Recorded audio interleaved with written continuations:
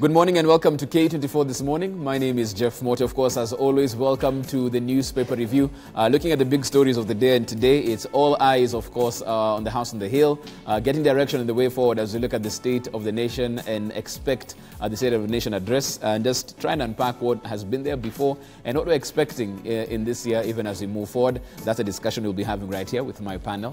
Before that, of course, let's look at the front pages of our dailies, see what we have in there. As I look at the front page of the PD, don't forget, you can get yours as well straight to your phone. All you need to do is dial the number star 550 star 4 hash. Once again, the number is star 550 star 4 hash. Dial that number, get yourself a copy of a People Daily straight to your phone. It's brought to you by the People Daily and Safaricom. Let's look at the front page of the PD. Forget NHIF, Kagwe tells COVID patients. CS says those seeking hospital treatment will have to foot their bills because national insurer cannot afford the costs, even as most private insurance companies exclude the pandemic. This is where it stands at this particular point in time.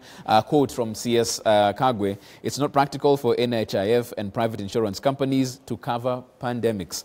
This story can be found on page 6. The details of that in there, of course, we've heard various individuals talking about how much they're actually spending on treatment as far as this is concerned. So it is indeed a cause for concern. That story is on page 6 of your People Daily. As you look at that, also keeping a keen eye on the numbers as of now. As of yesterday, 1,216 testing positive in the last 24 hours, bringing the cumulative caseload in the country to 65,804. The details of that therein, and of course this affecting so many other aspects of social being, economic being as well. Ministry has no plans to halt learning for exam classes. As far as the Ministry of Education is concerned, they are still undeterred. They move forward regardless of what's happening with this particular COVID-19 situation, but they also say that they are keeping a keen eye on how this pandemic is progressing, and that story is on page 17 of your People Daily today. Further afield, sex abuse report accuses former Pope of cover-up. This being Pope Benedict right there. That story is on page 16 of your People Daily. You can get the details of that therein. As of yesterday, also an InfoTrack rating of your best and worst performing senators. Right there at the top, Mutula Kilonzo Jr., followed by Murkomen Kipchumba. Steve Legwe also coming in third. Boy Issa Juma at the fourth position. And rounding up the top 5, we had Cleophas Malala on that particular one. You can get the details of that and also look as to where your particular senator lies in this ranking. This story is covered in your People Daily on page 4 and 5 therein. Once again, you can get it straight to your phone. The number that you dial to get your copy of your People Daily is star 550 star 4 hash. Let's look at the front page of the Daily Nation now. 4 billion shilling on phone. Top KEMSA officials threw procurement regulations out of the window and awarded multi-million shilling contracts for the supply of face masks and sanitizers to firms that are not qualified through phone calls in the most brazen of scandals. MPs told connected influence peddlers walked into and out of agency with big deals. This story is on page 4 of your Daily Nation. And as you look at that and, of course, anticipate the State of the Nation address later today, Kenyans' wish list to Uhuru. They're talking about the major issues that Kenyans are expecting the president to address. COVID-19 pandemic, a battered economy, corruption as well, matters education, and also crime and mental health. Top 5 issues that the Daily Nation says the president will have to address in the State of the Nation speech. That can be found on page 7 of your Daily Nation. And even as we look at that, interesting statement from clerics. They want Uhuru to extend his term. Evangelical bishops argue move will give president more time to deliver an all-inclusive BBI report. Is that the way you move forward with that? Interesting angle from the clerics, and we'll be talking about that in a bit right here on the show. Let's move on to the front page of the Standard now. Uhuru's last bullet, they call it. President Uhuru Kenyatta makes his second last State of the Nation address in Parliament this afternoon on the back of gripping national challenges that have recast his priorities. Of course, talking about the coronavirus pandemic that has ravaged the country, BBI and handshake, big plans, no cash, of course, cash flow being a big issue, and also the state of his Big Four agenda, even as he comes close to the end of his term. This can be found in your copy of your Standard. And speaking of the BBI, BBI. Team edits BBI report. This is a story you can get on page 8 of your Standard. Handshake politicians led by Orengo, Pogisio, Junet, Kimunya and Kangata were last evening reported to be making final changes to the report ahead of signature collection expected to start next week on Monday. That is on page 8 of your Standard. You can get all the details therein. Finally, we look at the front page of the Star. Kiambaa Church survivor linked to Gisheru case. At least 30 people were burnt alive in the Eldoret-based church in 2008. Witness told ICC she watched in horror as a woman was raped. Of course, very gruesome details right there, taking us back to a very low point as a country. This story can be found on page 6 of your Star, the details in there. Also, the Star looking at matters COVID-19 and where it stands as they call it a deadly second wave. COVID-19 kills 50 Kenyans in just 2 days. You can find the details of that and the numbers as is on page 2 of your Star this morning. So that's what you're waking up to as far as your dailies are concerned right here on the show. We also talk about the state of the nation, past speeches that have been given, and even as we anticipate his address this year, what key issues are we expecting to look at? That's something we'll be discussing on the show as well. Welcome to K24 this morning.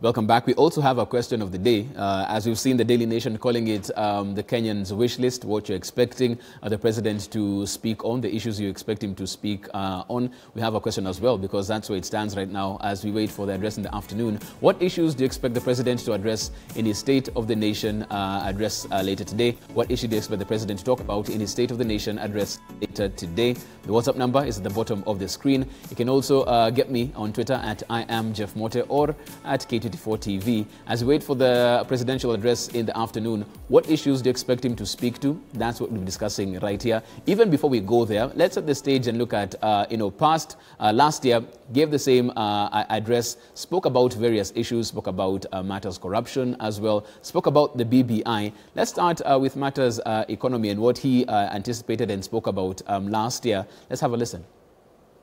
As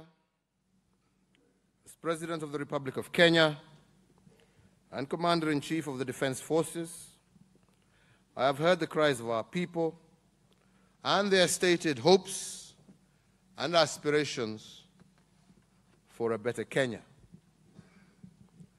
When they elected me as their president, I committed to strive and unceasingly fulfill the trust and confidence that they placed in me, and I will not turn back on this commitment.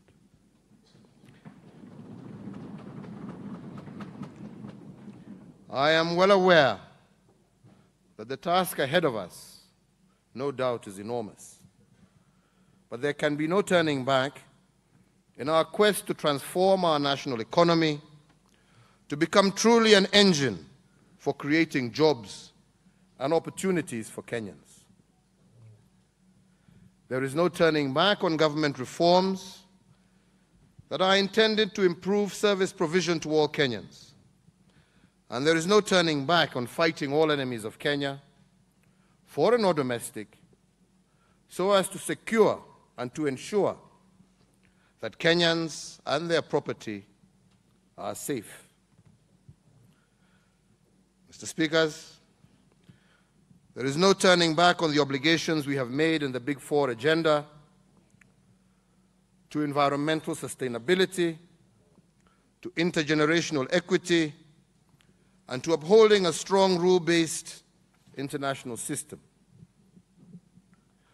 There will be no turning back on the Building Bridges initiative that assures inclusion,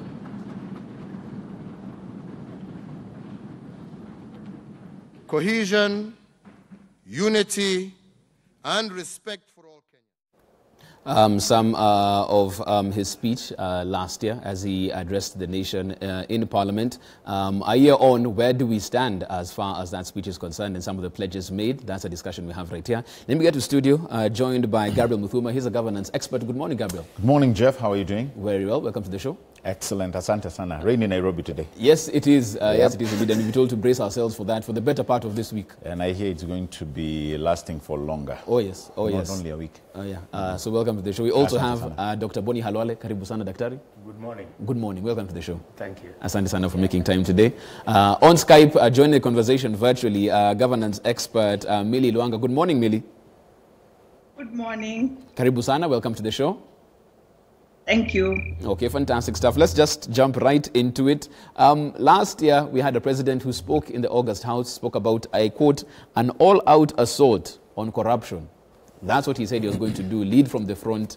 But as it stands right now, we look at even the front page of the Daily Nation, 4 billion shillings COVID tenders dished out on phone, and there still seems to be more questions than answers on this particular scandal that has happened in real time. We're not going back to records to find out who was the minister then, who was the PS. We are seeing this happen, and we still can't get to the bottom of it.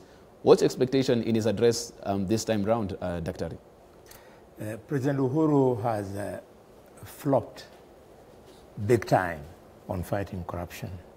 Understandably, because some of his buddies, some of his ministers and senior officers, members of his family are involved.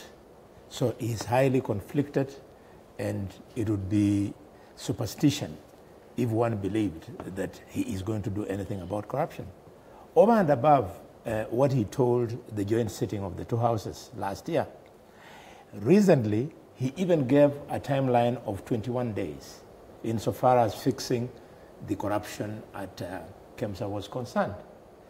21 days has now become 90 days plus, so President Uhuru is unable to fight corruption. Mm-hmm. We should just accept it and wait for the balance of the term to end for him to exit, and we replace him with somebody who's committed to fighting corruption. Gabriel, do you expect a shocker? Because from what Dr. Khalwale is saying, doesn't expect anything new. Do you think he speaks to this particular issue of corruption and drops a real bombshell today in the House? Do I expect a shocker? I hope there will be a shocker for these two reasons. One, early this week, you saw what the president did. He met with DPP, and the DPP actually provided him, a set of report, or the annual report, as you would call it. And in that report, the next day, you saw what was actually splashed on our dailies. For the past 3 years, we've lost 224 billion shillings. Now, sometimes it's good to put, this environment, the corruption environment, into perspective. When you talk about 224 billion shillings that have been lost in a period of 3 years, Jeff put it in such a way that Kenyans can understand when you say Thika Road was built with a total of about 32 billion, if I'm not wrong. 32, 31, 33, or whereabouts billion. Right? Look at that particular project and consider the amount lost. And then now you'll start understanding the weight that the president has had to shoulder. One, you have to give it to him for two things. One, he put up an elaborate mechanism to fight corruption. So at the very least, the president can point, I have funded the DPP. I have funded EACC. I have funded the DCI, which is true. All right? Are they able to bring out cases that will produce conviction? Because at the end of the day, that's what Kenyans are looking for. So these officers must actually now show Mwananchi that they have been put there with a purpose. And the fact that the president has offered a lot of goodwill, we must see heads rolling. And that's why he even went ahead and said and told the DPP, now we need to see the big fish. Mm-hmm. But you see, the big fish doesn't end there by saying just the big fish. We must find convergence, Jeff, that people will go to prison. That's what Kenyans care about. Money has been lost. We all agree. We are just reading what Dr. is telling us about the 4 billion shillings, which was given out through a phone call. You see, when you're dealing with such hefty amounts of money and people are still working in these city of ours and this great country of ours unabated, there is a problem. Because, Jeff, I insist again this morning that it is not that we don't have a strong penal code in this country. No. It is not that we've been unable to fight corruption as we speak. No. It is because people know that they can get corrupt and get away with it. To me, that is the ceiling we need to break. People know they can get away with it. The minute they know that they cannot get away with it, then I can tell you we can radically change it. Apart from that, honestly, I expect the president to come up with a roadmap on how to sustain the Big Four agenda, because I keep insisting this to me isn't anything. And it's different. We're talking about the Big Four agenda. And it's different, You also have to agree, it is different from last year and this year. Things we have cannot downplay the pandemic, the issues that the pandemic has created. Very quickly, Dr. before I go to Millie, you had a rejoinder to that? Yes, you see, my brother is talking about the president asking that big heads should roll. That leaves the impression that the president doesn't know who these heads are. He does know who they are. For example, Your Excellency, it's already a concluded fact that 1.5 billion shillings in respect of Ruaraka land was lost, and the person to blame is Fred Matiang'i, your CS. So even as you wait for the DPP to do his bit, why have you not sacked Matiang'i? Number two, Mr. President, you know that the 43 billion shillings that was lost at Kemsa, members of your family were involved. What have you done about it? You know that on the issue of the mobile clinics, members of your family were involved. You know that the money that was lost at Afia House, the money that was lost through specialized medical equipment, again, members of your family were involved. So just face it, say you are unable to handle it, it is too hot a brick for you because of social considerations, and let's move on. We'll live with it. Let me get Millie in on this one as well, because Millie, last year, as he addressed that joint sitting, he spoke about 7 current and former governors and over 30 CEOs of state corporations who are under active investigation or prosecution for various corruption-related offences. In several cases, banks and other financial institutions were fined for breach of regulatory duty. Fast forward to this week, the annual report by the Office of the Director of Public Prosecutions speaks about this very issue, still saying that there are very many CSs and PSs still being prosecuted for this particular crime of corruption, economic crimes as well. For how long will we speak about this and not get to the bottom of it? It seems like the justice wheels, when it comes to corruption, grind very, very slowly. They never come to an end. It is really the sad truth, and I hope you can hear me clearly. It is really the sad truth. And we cannot forget the fact that the president actually threw up his hands in despair and said that there will be in as far as corruption is concerned. I think that given this last stretch that we are going to, where the president needs to leave a legacy that will protect his name and his image, even post this, because it's relatively young and he has got his life ahead of him, and there may be opportunity for him to serve this country in other capacities, represent this country in regional and international forums, for example, and hold an office of esteem as a former president. I think that the reality would be for him to focus on showing the country, even as we move forward, how his pet project now, which is the BBI agenda, together with his brother, Honorable Raila, is going to be able to affect and improve the lives of Kenyans for the better.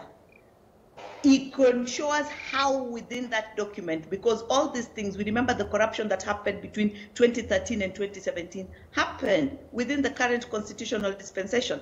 We remember that the ongoing corruption, including up to now with the COVID pandemic being ongoing, and yet we still have corruption, people stealing money that would lead to directly lead to or contribute to death, and it's still going. The process is unending.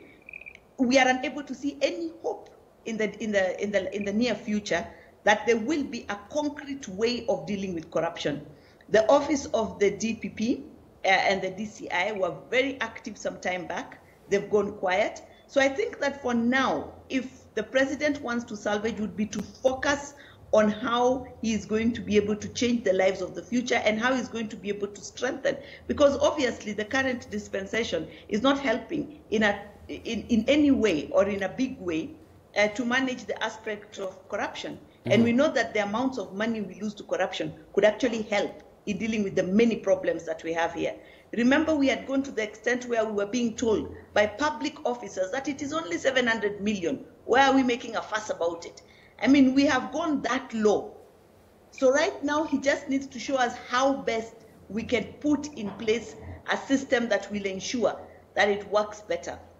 And I hope that as he addresses the nation, and when he talks to Parliament, which is the key oversight body, that he will remind them of the importance of their oversight role and the need for them to be able to ensure that that corruption is dealt with. Because when he throws up his hands and Parliament in oversighting, when a CS appears before them, they all go and mob up a room to intimidate the process. It's unfortunate. Last year, he also spoke about matters economy, spoke about the state of our foreign reserves. Do you think this year he speaks about an issue that very many Kenyans have been talking about, our public debt? You know, the Parliamentary Budget Office speaking that if we continue in the trajectory we are going, we might be borrowing 2 billion shillings a day until the end of his term.